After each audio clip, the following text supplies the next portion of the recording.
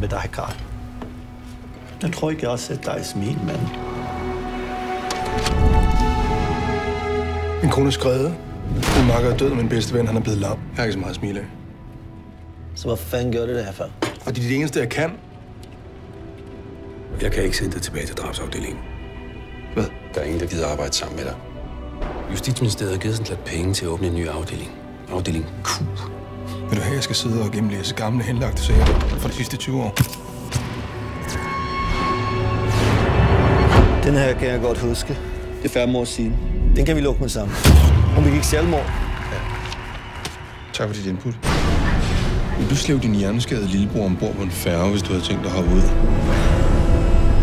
Gør det job, du er sat til at udføre. Skriv 2 siders rapport. Åbn en ny sag, læs den igennem og skriv 2 siders rapport.